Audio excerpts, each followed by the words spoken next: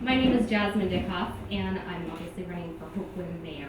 A little bit of my experience that I feel qualifies me for this position would be 7.5 years serving on Hoquiam City Council, many years serving as chair of our Public Utilities Committee, Regulatory Committee, sitting on our Public Safety Committee, and being elected twice by my co-council members unanimously as our council president. I have also, outside of my work, just serving strictly for the city council, have served in a national league of young elected officials and have a certified municipal leader through the Association of Washington Cities, and have gotten to have input through the White House Office of Intergovernmental Affairs. So those are things more on a professional level that I think qualify me, but something that certainly I think would serve citizens best is to know what my qualifications and my investments have been on a personal level with the city. And that would be about 3,000 volunteer hours personally that I have put in to help for the betterment of my community outside of my professional role. I have directed before and after school programs, put on festivals, helped to create and direct summer parks programs.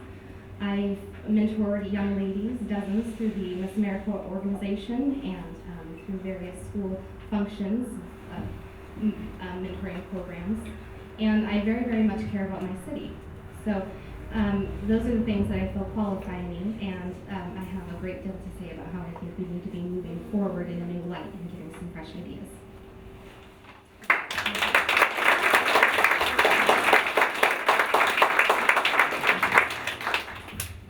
Thank you, Jack Gurney.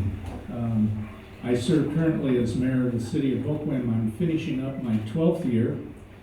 Hoquiam is a town that my grandfather Gurney came to town in the 1880s, built our family home at the corner of 5th and K across from Coleman Mortuary. When I got fresh out of college, my mentor and hero, Omar Yeomans, was the mayor of Hoquiam. His son was a close friend of mine. And so I got a real interest in government from him, as well as for any of the older people in the audience who might remember Coach Leighton Powell, who was a county commissioner of 3rd District, a friend of our family. When I got out of college, I had an opportunity, there was a vacancy on the city council, and I was appointed to fill that position. And I think I was 22 or 23 at the time. Wound up moving to Aberdeen and bought a house there, bought a couple of houses, and part of our family business, travel business, was over there, and I got involved in city government in Aberdeen. I don't golf, I'm not handy, I don't build birdhouses, I don't coach baseball, but I really enjoy local government. And I wound up on the Aberdeen City Council and then served as mayor over there as well. So I've had quite a bit of municipal experience on both sides of Myrtle. We've created in Hoquiam a thing called Hometown Hoquiam, which is a strategic plan that identified some things with the assistance of people in Hoquiam that we've been following through on, and I'm very proud of. More on that a little bit later, but it's been fun, it's been enjoyable. I've had the support of good staff, council like Jasmine and others who are very bright and helpful in carrying our town forward.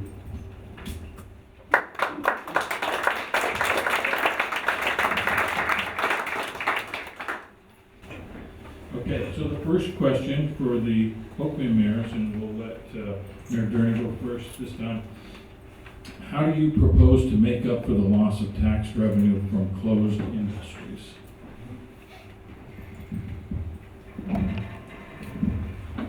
I wish I had a great answer to that. We have a lot of things that have affected the economy locally. In Hoquiam, the closure of the Grace Harbor Paper Company was tragic to the families, and it also impacted the city to the extent of about $500,000 a year into the general fund. The city of Hoquiam has partnered with the Hoquiam Business Association to try to develop new business, bring activities into town. We have really partnered, I think, well with the Port of Grace Harbor in the past, which has assisted in diversifying the economy to cars and soy meal and biodiesel and so on. We're having kind of a Dagwood and Mr. Dithers situation going on crude oil at the moment. And I have a concern about the waterfront being covered with oil tanks and so on. But I think we need to work very closely together with the port on the waterfront to find different kinds of businesses that can come here, industrial, get people back working with family wage jobs. And it's something that's just a continuing effort that we have to work on, and we're trying to partner to get that done. No,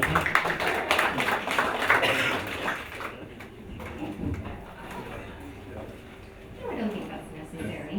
I think the biggest step and the biggest thing that I want to do if I'm elected mayor addresses this issue, and that is to invest in our communities. The hardest thing to do in times like we have now, where we feel like we have so little to spread out and do better. The hardest thing you can do is spend money. But it is absolutely necessary when you consider economic development. And I was speaking with Mr. Pinnock, and their strategy for the port has been to invest in themselves, to make themselves marketable, and so that other people want to come in and invest. And I believe that cities need to do that too. And if you look at the Olympic Stadium and our water system, those things were put into place in the city of Hoquiam during absolute economic dire straits, because the people of the time, the leaders, felt that cities needed assets and that they deserved to have a high quality of life. So that's one thing that can be done. Another is to make investments in a smart way, things that are going to pay for themselves. So, for instance, adding on in addition to our police station, there's an estimate that in 4 years that project would pay for itself. And not only would we have updated infrastructure, but we would have more beds to put away people who we don't feel need to be walking around. And after that's paid for itself, we have some additional money to invest within the city once again. So you have to be smart about it, and you have to be willing to take a chance on your town, even when it feels like it's very difficult. The other thing that you can do is definitely work with outside entities. Then that can mean grants, which our city administrator is wonderful on, or that can mean maybe asking the port if they would be willing to consider giving some of their money back to the cities, maybe a portion of 1%. And I'm not saying that because it's an election year and I feel like things are a good time to mention things, but it's definitely something that can be mutually beneficial. And these are the things that, even if they don't happen, it's worth trying.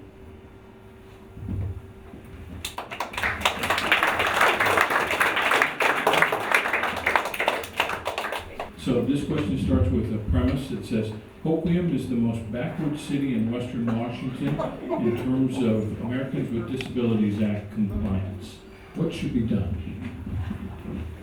Well, I would love to know more examples, and I know people here who would be happy to tell me, and please do later so I can actually address them in a better way.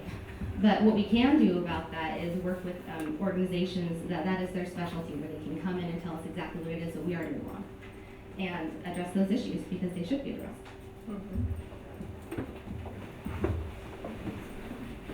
Thank you. Well, I guess I would consider that to be a pretty unfair characterization of our town. If you're going around town and you notice, mobility has been a real important thing to me and to our city council and to our city administration. And we've replaced a lot of sidewalks in town with handicap ramps so that people are more mobile and able to get around a lot better. And if you look at K Street as an example, we've put in all new sidewalks on K and around 8th as well.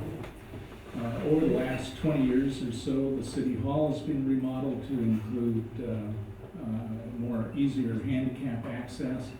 We have equipment in the council chambers for people who are hearing impaired. The library is more accessible than it used to be. And I think it's been an important thing that we've dealt with over the years. We're concerned about it. We understand the needs of that community.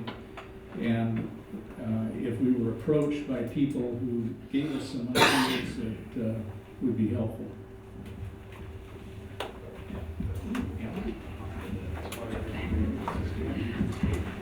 So this is a question about oil. Everybody probably knew that was coming, and I was asked to tell you that there were lots and lots of questions about that. So they had to narrow it down a little bit, but here's one. Please explain the logic behind allowing 3 terminals for the export of crude oil to be established in our town and the proposed ordinance that seeks to prevent any others in the future. What was the first part of the question? It says, please explain the logic behind allowing 3 terminals for the export of crude oil. Well, what was allowed was the construction, what has been allowed is going through the permit process, which is very thorough and complex. The city is in a position where we did not specifically exclude crude oil as something that could be developed in our land use plan. We can't retroactively change our zoning ordinances to prevent it and to block applications. But what we can do is to make sure that there's a rigorous process regarding the safety of the product as it comes into our town and as it is stored and distributed from into ships. And that's an important role that we've done. The other thing that we did was that I created this idea of a moratorium where we would say that even though our current zoning allows it, we need to stop anything new from being developed in town or being applied for while we redo our zoning laws to formalize that. And these 3 applicants, if any of them just decide to go away with the changes that we have proposed now, crude oil won't be part of those in the future. And that's the process that we've taken.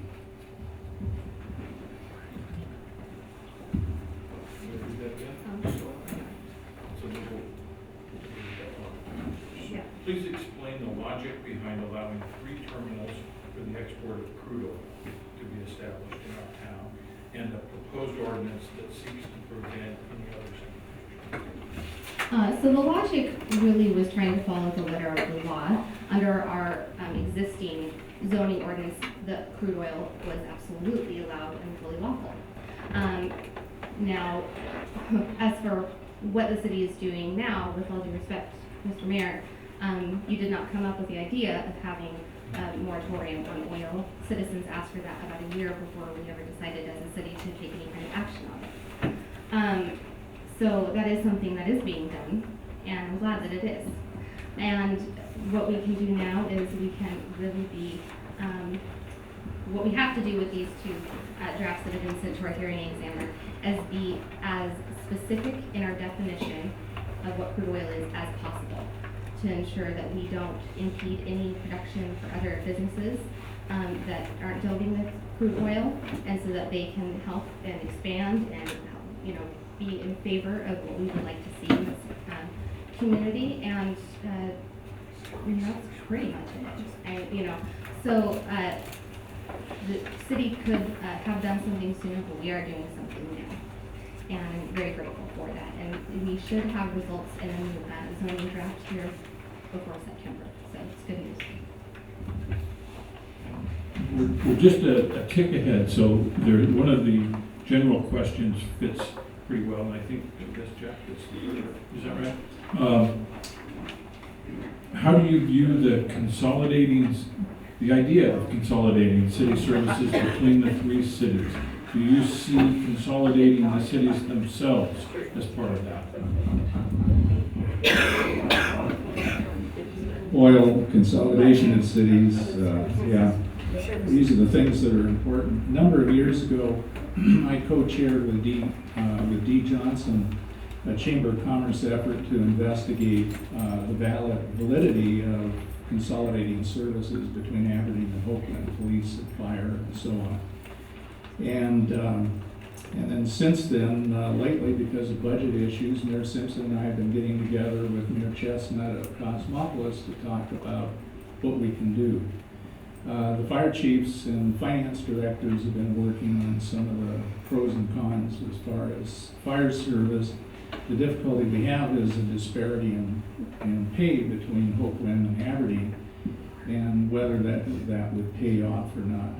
But anyway, those are sort of major issues. There's also cultural issues. And anytime you merge any two kinds of businesses, or even just the sub-functions of businesses, each business has a different way of doing things. So that isn't dollars and cents. That's people and working on that. I see a lot more potential for some of the backroom functions, you might call it, finance, legal, court, street and water crews, and how you allocate resources, buy equipment, make sure that you don't have excess equipment, and working together in that way can work really well. And to answer the question of consolidating both cities or all three cities, I don't see any benefit from it. It isn't because I grew up in Hoquiam and Grizzly. I also lived and worked and served in Aberdeen. I don't see any benefits to actually merging the towns, but it's worth looking at, and that's one of the things we're supposed to do, is to consider options at all times. And now it's your 1 minute summation. Jasmine. Sure, you're gonna answer the question.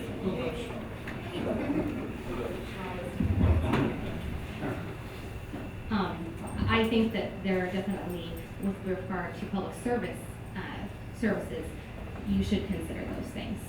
When you consider what we have going on in Hoquiam versus Aberdeen, there are some instances where we have very minimal staff but very large overhead, or very little equipment, but a lot of people kind of running around. So those are things that we are looking at. Currently, what we've had done, the latest step of what Mayor Durney has explained, is our finance directors have put together a formula that they are wanting to know if it will work. They've given that to our fire chiefs, and they're actually going to look at that in a functional way to make sure that a policy will actually serve a service, which almost never happens, it seems like.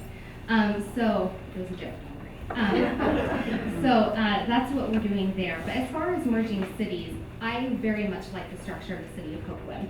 I'm very happy with how our finance department is run. It's an award-winning finance department, and our city administrator is very brilliant and diligent. And when you give him a task, he attacks it. And so I would like to keep things separate. I think that currently it's the only reason that we would have to really consider merging would be financially. And as it stands, we've been given no any information that would indicate that we'd be better off financially by combining cities than keeping them separate. So,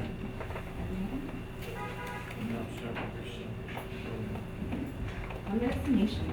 So, politicians and time constraints, what are you going to do? So in summation, I would just very much like to ask that you consider me. I know that we're very familiar with Mayor Durney, but please consider that I have been here for 8 years as well. I've been very much a part of all the good and the confusing and the frustrating that has gone on in the city of Hoquiam. My vision is investing in infrastructure and taking a next step. Hometown Hoquiam is a wonderful advancement for the city of Hoquiam, but it doesn't directly reflect the needs and the desires of this community now.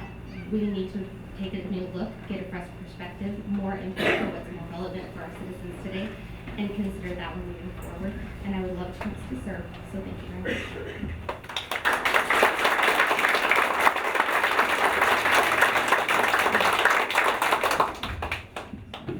Thank you very much. I mentioned Hometown Hoquiam, and that was a number of meetings around town, and the folks identified things that they were concerned about. The safety of walking on sidewalks, improving the parks, improving the police department, reopening the jail, infrastructure improvements, abatements, working as hard as we could on buildings and homes and so on have deteriorated. One of my things that just angers me to no end is people who make money renting property to poor people and not providing a safe place to live. And that just sends me over the edge. I agree with Jasmine, that we did that 10 years ago. We had the meetings, there were over 200 people involved, and we've responded to those things with sidewalks, replacing all the parks, sprinkler parks, skateboard park, and so on. And infrastructure has been a huge deal. We've invested about $26 million on deferred maintenance is basically what it's been. And so I think I would agree with Jasmine that was then, we've taken care of those things, but now it's time to meet around the town again and talk about what we need to do in the future, and we will respond. Thank you. Okay, thank you very much, both of you.